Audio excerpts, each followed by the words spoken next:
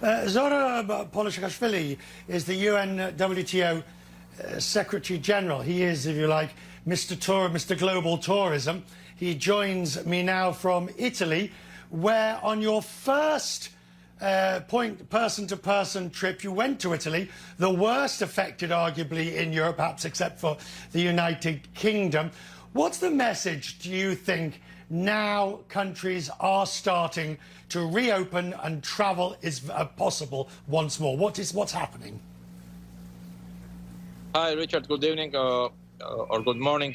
Our message is that first was affected Italy, and first is Italy, the country which will show how to restart tourism and how to come back to normal life.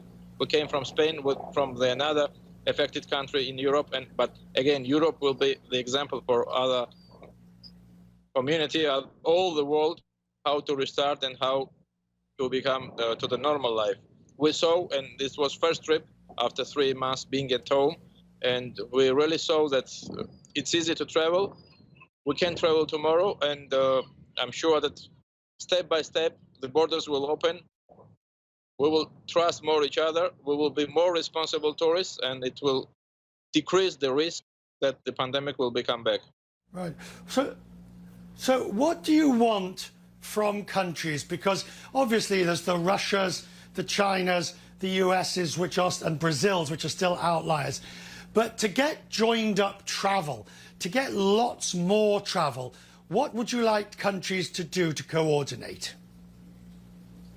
First of all, I think that it's better, and our recommendation is to open borders. We issued very clear recommendations for all member states, and to have more control. Control doesn't mean to have very strict and very difficult procedures.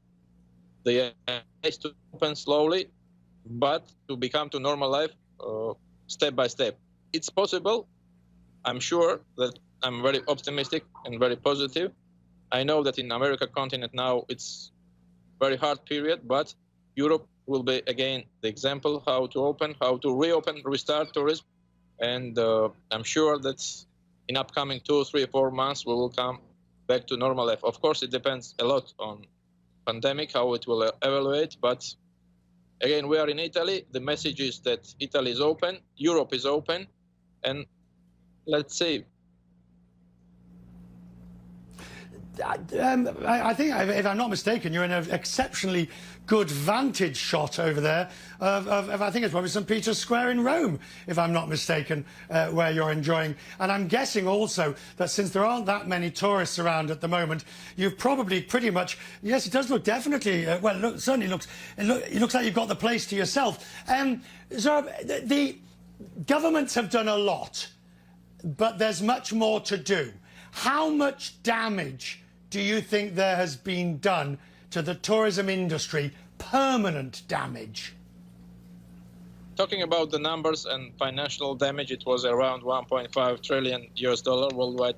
Speaking it, Richard, you know as well that it's very difficult to forecast what will be tomorrow. What are the figures?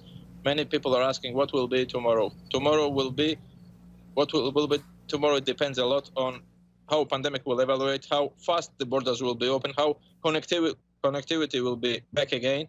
There are some components that it's very difficult to say today, as it was very difficult to say right. 2 months ago. We had the interview, I remember very well, because we didn't know. We were sitting at the home, but we are now in Italy, in the center of the Rome. People, bars, restaurants are open, shopping malls are open. Step by step, we are becoming to normal life. And I want to give some optimistic messages to all the world, to don't panic, to follow recommendations we gave to all countries, and right. to be more responsible. A good message, a solid message of don't panic, but follow recommendations, and a good time will be had by all. Zurab, have a good time in Italy. Make sure you have a good drink and a nice Italian coffee for me. Now,